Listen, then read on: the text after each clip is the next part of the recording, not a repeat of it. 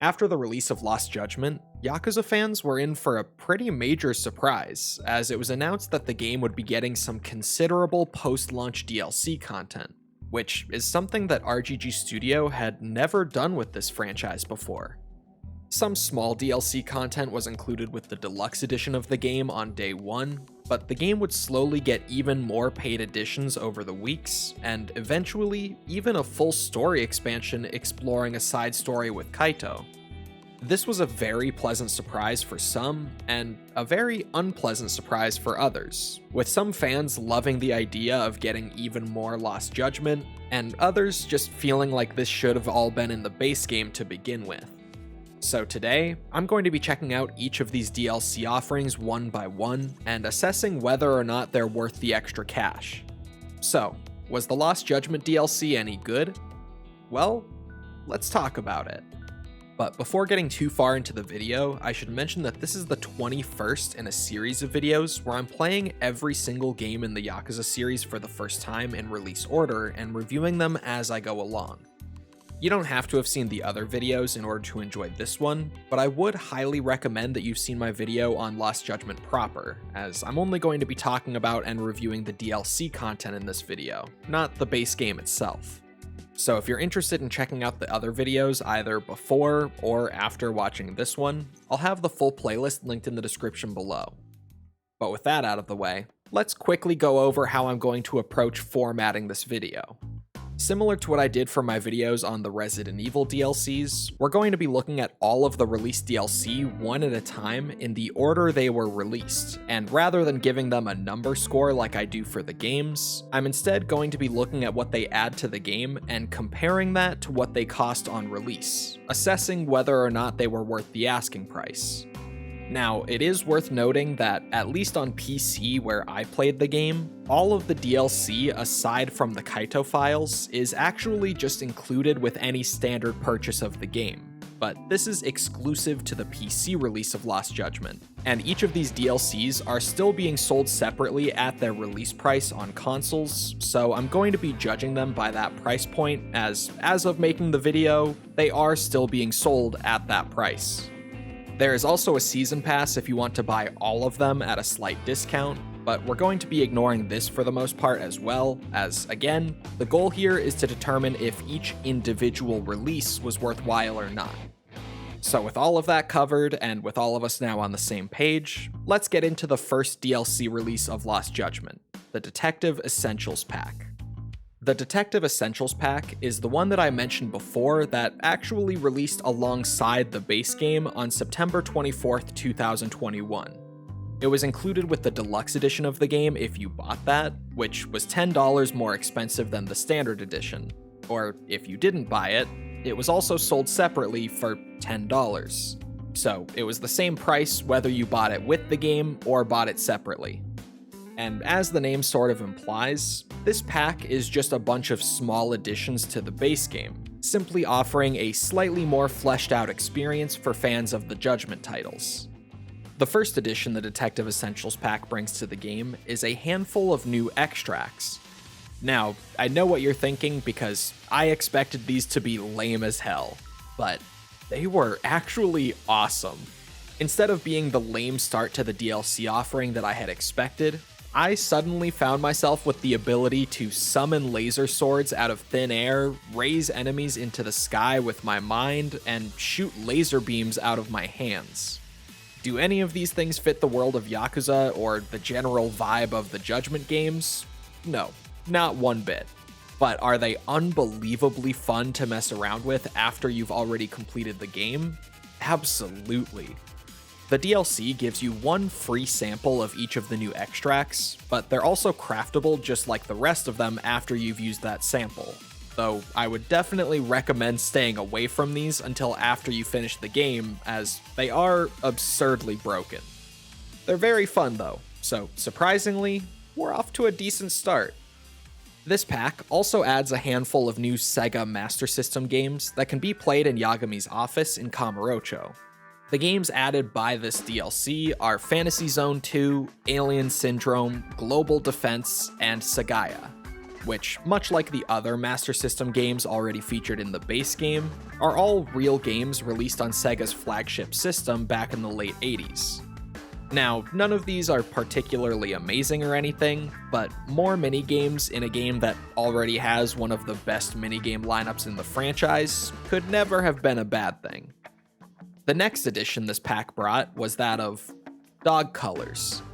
Yeah, there's not really much to talk about with this one, as it simply allows you to change the color of Ronpo by visiting him in the Yokohama 99 office. But if you wanted to change Ronpo's color, owning this DLC pack will now allow you to do that. So, there you go. What I would personally say is the best part of this DLC, though, is the addition of 3 new girlfriends for Yagami. The original Judgment had a solid variety of girlfriends that you could meet and build a relationship with throughout your playthrough, but Lost Judgment only had 1 girlfriend featured in the base game.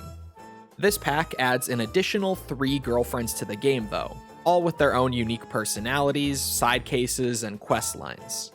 All 3 of them are pretty entertaining, and this part of the DLC alone adds a good few hours of side content to the game, so overall, I would say this is a great addition. The pack also adds a new skateboard in the form of the Hover Drive. This board has the best acceleration and max speed stats out of all of the skateboards available, and is given to the player right from the moment they load into the game, so long as they own the Detective Essentials pack. Along with this, there's also the new Open Season Skate Park. This is a new park that gets added to the Skater's School story, and while you might expect this to be one of the best ones, I'm not quite sure I would say that. The open season park is very weirdly constructed and a bit awkward due to the layout sort of sectioning you off into 3 different areas and moving between said areas being very hard to do without breaking your combos.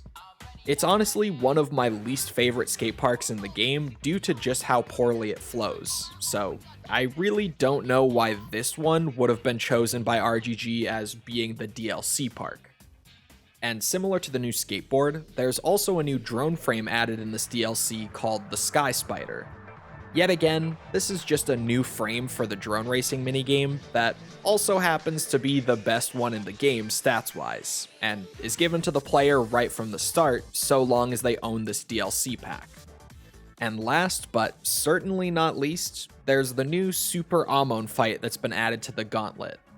This is a combat challenge where you simply fight the same Amon that's in the game already, but he has more health in this challenge compared to when you fight him in the story mode. A couple of Yagami's most powerful skills have actually been locked off for this challenge, and the player is not allowed to use items to heal or buff themselves, meaning you have to beat the fight legit without just spamming heals, extracts, or the most broken skills to get through it.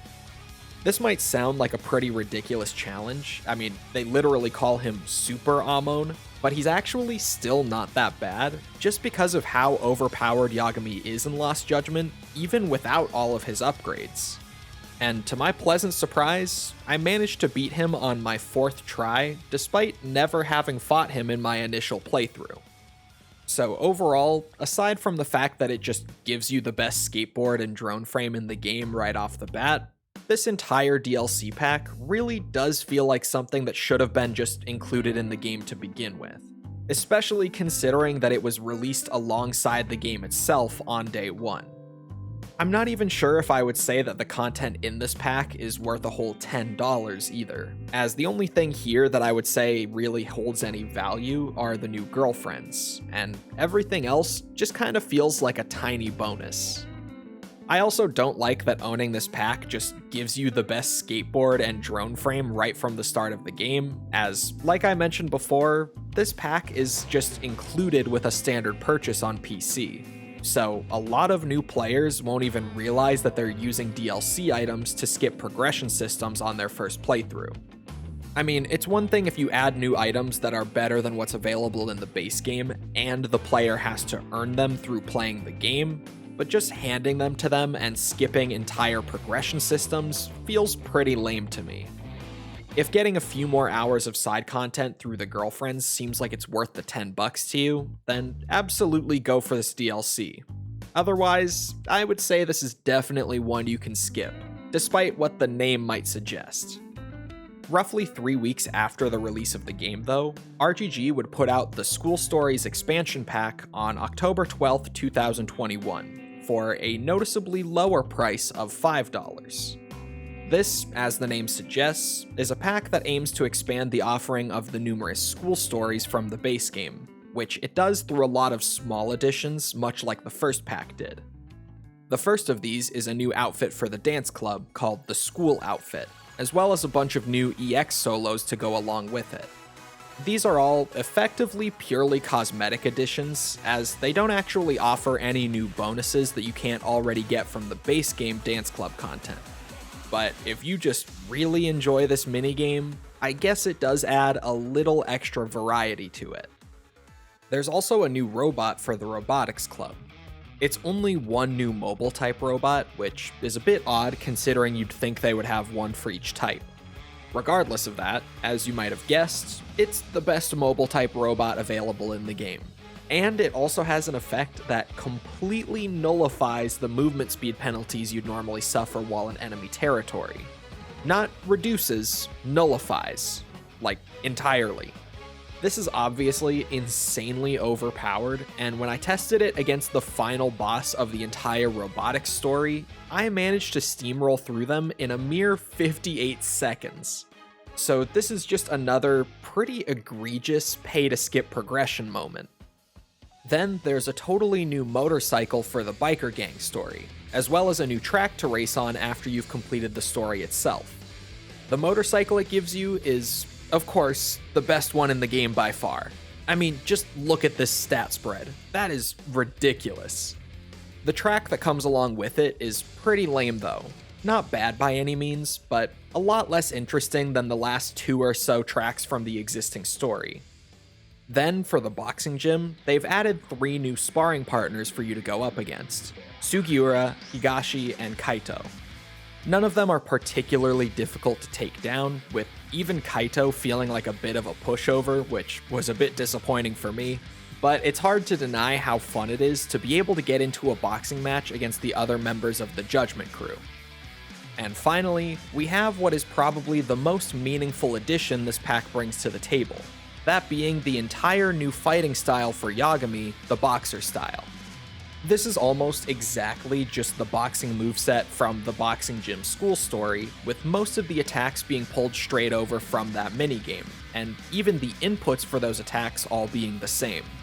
This is really cool as it allows you to use that boxing style that you build up and develop throughout that side story anywhere in the game, but the boxing controls were obviously designed for an entirely different combat model, so they can feel a bit awkward when you actually try to put them into the game's standard combat.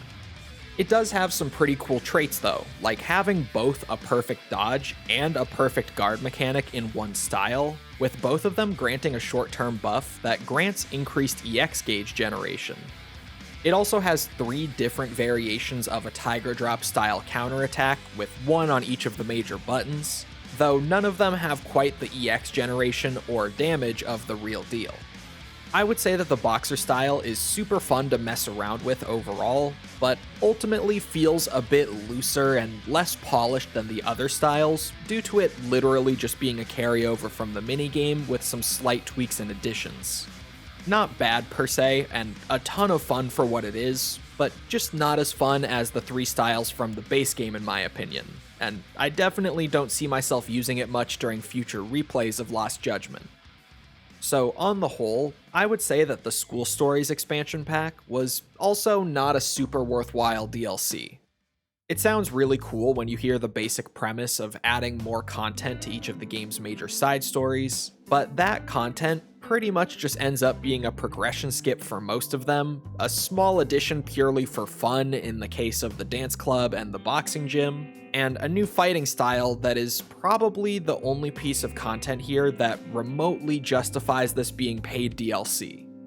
It is only $5, so if you're a huge fan of Lost Judgment, it's probably worth it just to get the boxing style, but if you're a more casual fan who's really only planning on playing Lost Judgment once, you could definitely skip this pack too, in my opinion. And finally, we come to the biggest DLC offering of Lost Judgment, and the one that most people undoubtedly clicked on this video for, the Kaito Files. The Kaito Files is a full story expansion where we explore a small side story that takes place roughly 6 months after the events of Lost Judgment, all while playing as Kaito this time rather than Yagami. It was also released roughly 6 months after the base game, releasing on March 28, 2022, and being priced at $30 USD. Obviously, a higher price tag like that raises the bar this expansion will be expected to meet by quite a bit, but this is also definitely the DLC that had the most work put into it by a mile, so let's take a look. The basic story here is that while Yagami is out of town working on a case, Kaito meets a client who asks him to search for his wife, who's been dead for the last 2 years. Kaito, naturally being confused by this request, asks why he would look for a woman who's already dead, to which the client responds that while she has officially been declared dead, he doesn't actually believe that she is. She disappeared from their home 2 years ago and left a suicide note behind, but when they eventually found her body months later, she was completely unidentifiable due to the decomposition of her body, and while the DNA test did come back positive, there are numerous recorded cases of DNA tests coming back as false positives if the body they're testing on has been dead for an extended period of time already. He then shows Kaito a picture of his wife, which only shocks him further, as the woman in the picture is Mikiko, the same woman that Kaito had dated roughly 15 years ago. She and Kaito were both very happy together and serious about their relationship, but when Kaito refused to leave the Yakuza life behind for her, she left him. Now being asked to take a case to find out if she's still alive, and even being offered over 20 million yen for the job, Kaito refuses, as the pain and regret of driving her away is simply too much for him to confront by taking on the case. The next day, though, Kaito runs into that client's son, who also asks him to find Mikiko, which Kaito refuses again. As he tries to leave, though, the boy calls out to him and says that he might actually be his son. Kaito, naturally being very confused again, asks what he means by that, and the boy explains that after Mikiko disappeared, he started reading through her old diaries. In one of those diaries, he found her entries from around the time that she split with Kaito, and there were a lot of entries that made it seem like she was pregnant from Kaito and was planning on keeping the baby even though they had split up. These entries also roughly match up with his age, so he's been looking for Kaito not only because he thinks he could find his mom, but also because he actually thinks he's his real dad. This is enough to finally kick Kaito's ass into gear, and he decides to help look for Mikiko and find out if she's truly dead, even doing so without being paid for it, likely out of some sense of responsibility. I really enjoyed this setup for the story, as well as how it all played out from there. As you might imagine, this is a much more personal, heartfelt story, rather than one where we're slowly unraveling some massive conspiracy like what we usually get from the franchise. And this is a slight spoiler, so just skip forward like 30 seconds if you're looking to avoid them, but you can even feel this tonal difference in the final boss fight, as rather than a big climactic battle against some evil mastermind, you instead end up fighting a friend of Kaito's to determine who could better protect a woman that they both love. It's not some life or death battle between good and evil, it's just a brawl between two friends who both want to make sure that someone they care about is as safe as she can be, which is really sweet compared to what we usually get, and makes this a fight that will likely stick in my memory for a lot longer compared to the typical Yakuza final bosses. It feels a lot like Yakuza 6's story in the way that it's a more heartfelt story that focuses on exploring Kaito as a character, and those of you who have seen my video on Yakuza 6 will probably already have guessed that that means I enjoyed the story of the Kaito Files quite a bit. This is definitely a story that fans of Yakuza 6, or just Kaito himself, would absolutely love, and seeing as I'm a fan of both of those, I of course loved it. Gameplay-wise though, I absolutely love how different it feels to play as Kaito when compared to playing as Yagami. Obviously his combat is very different, and we'll come back to that in just a minute, But there are also a lot of little ways that RGG tried to make him feel different to play. During chase battles, instead of gracefully jumping over obstacles or running along walls, Kaito will just muscle straight through objects blocking his path, or simply yell at the people in his way to move. During stealth, rather than sneaking up on enemies and going for a silent chokehold, Kaito will just hit them with a strong elbow or bash their head in with a door to knock them out. Now, I wish that stealthily infiltrating places wasn't in this DLC at all, as it really doesn't fit Kaito as a character, and he even says as much at one point during the story, but at least they did put in some effort to make it feel a bit more like him. He even has an entirely different method of investigating, as he relies on his senses rather than a bunch of fancy gadgets like Yagami does. So rather than scanning things around the room to find clues, he's legitimately just walking around, closely listening, and even sniffing things to put together what happened, which I found both hilarious and weirdly fitting. Now, of course, as mentioned before, Kaito's combat is very different from Yagami's, as Kaito is more of a big, slow, brute force kind of guy, compared to Yagami, who is more of a lean, nimble, technique-oriented fighter. Kaito has two unique fighting styles that he can utilize throughout the DLC, and both of them are actually pretty interesting, as they probably aren't what you would expect. The first style on offer is the Bruiser style, a simple, hand-to-hand focused all-rounder style similar to what we've seen from a lot of other protagonists in the past. What makes this one interesting though, and some fans have probably already spotted it in the footage here even if they haven't played the Kaito Files before, is that this isn't really a new unique style for Kaito. Rather, this is the brawler style that Kiryu had in Yakuza 0 and Kiwami. The basic combo strings have all made their way over, as well as the resolute counter mechanic, and for fans of those games, they're both pretty much instantly recognizable. Now, I was pretty disappointed by this at first, but the more time I spent playing with the Bruiser style, the more I started to actually appreciate it for what it is. See, RGG hasn't simply brought an old style straight over. Rather, they've used it as a base, but also updated it significantly and overhauled it to make it fit the combat system of Lost Judgment.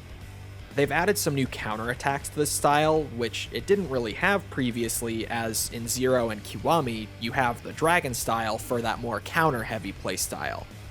But here, they've of course added a new Tiger Drop type move to this style for Kaito, because at this point, it feels like every single Yakuza protagonist just needs to have one.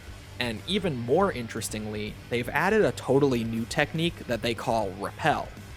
This is pretty much identical to a Tiger Drop in terms of execution, except you press the square button just as the enemy's attack lands instead of the triangle button. And instead of getting a huge chunk of damage for it, you instead just kind of smack their hand or leg away and gain a buff that boosts Kaito's attack speed for a short time. Now, that might not sound too crazy in theory, but Kaito hits really hard, so boosting the speed of these attacks way higher than they've ever been before makes Kaito feel like an absolute force of nature while this buff is active. My only issue with this style is that they've made it so that the grab button automatically throws an enemy rather than actually putting them into a grab state with a bunch of different options that branch off of it, which is lame enough on its own, but also continues to amplify that problem that I had with Lost Judgment's combat in the main game, where you don't really get to make use of your environment much at all. Overall though, Bruiser style is just Yakuza 0's brawler style made significantly better. So, of course, it's a damn good time to play around with it. The other style that Kaito has here is the tank style. This is a slower, more weapons-focused style, and similar to how Bruiser was just an updated take on the brawler style, tank style is just an updated take on the beast style from Yakuza 0 and Kiwami. It once again has the same basic combo strings, as well as the same ability to pick up and swing massive weapons that you wouldn't normally be able to use. And thankfully, also has plenty of updates to make it fit the more modern combat system. I particularly love that they added a new perfect guard mechanic to this style that has a ton of counterattacks that can come out of it, with one on each attack button that each offer their own different benefits, and even an EX move that is incredibly strong. It just makes the style feel a lot smoother to play, as one of the clunkiest aspects of the Beast style originally, aside from how slow it was always that this perfect guard mechanic just kind of forced you to sit there and take punishment until the enemies finally decided to stop hitting you. The perfect guard allows you to counter out of those situations and feel like you can actually take back control of the fight, and it also grants a new buff that increases Kaito's defense even further, which makes him virtually invincible when using the guard mechanic while the buff is active. And they even took that upgrade that like every Yakuza protagonist has that makes it so that you can't die as long as your heat is active, and made it exclusive to the tank style for Kaito rather than just a universal upgrade, which pushes players into switching to the tank style when their health is low, and leads to some pretty awesome moments where you put up an epic last stand by popping EX boosts and going crazy. I really enjoyed tank style as well, and as crazy as it might sound, especially given how hard I've been on the Beast style in the past, I think I actually enjoyed using this one more than Bruiser. I wouldn't say it's quite as good as Bruiser, but the pure fun factor that it has now that it feels so much smoother to play is undeniable. Overall, I enjoyed Kaito's combat quite a bit.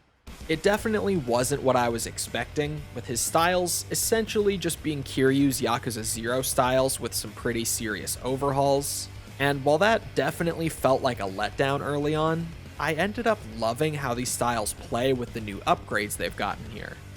I also really appreciated that Kaito didn't feel as overpowered as Yagami in this DLC.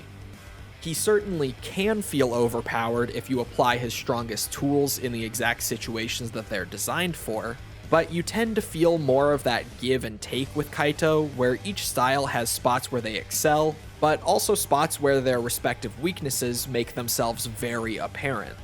I wouldn't say that his combat is quite as well designed as Yagami's, but it certainly brought back some of that more engaging design philosophy that initially made me fall in love with the combat of the Yakuza franchise in the first place.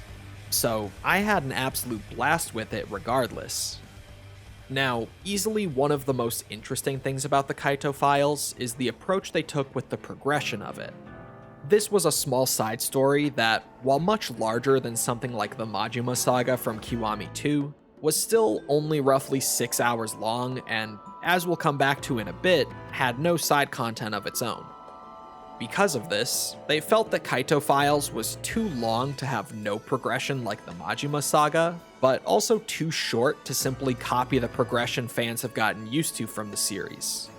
So instead, they made a new sort of hybrid progression for this DLC. At a baseline, the same skill system that we've seen in both of the existing Judgment titles returns here, albeit with a much more limited skill selection, as Kaito only has about 70 skills to unlock compared to the over 200 that Yagami has. The average cost of these skills are also way lower across the board, allowing players to earn enough XP to unlock everything considerably faster than they would in the base game. That's the most basic stuff though, and moving into the newer ideas they've implemented here, we have the collectibles. All throughout Kamurocho in this DLC, there are a ton of hidden collectibles and such that can be found using Kaito's heightened senses. Finding certain collectibles will act as the unlock criteria for a bunch of Kaito's skills, so rather than just grinding out XP, players can unlock new skills by simply exploring the city a bit while moving between points in the main story. On top of these, the skill books from the Judgment games also make a return, along with the brand new memory points, which can be found at places throughout the city that are important to Kaito's past, and will give us a bit more of his personal backstory before also unlocking a new skill for him. The memory points in particular are actually pretty awesome, as they allow the developers to expand on Kaito as a character, while also literally expanding his moveset at the same time, which is just a really cool dynamic, especially when you consider that the skills that you get from each memory point actually tie into the memory associated with that area. And finally, some abilities even unlock by achieving certain combat bonuses repeatedly.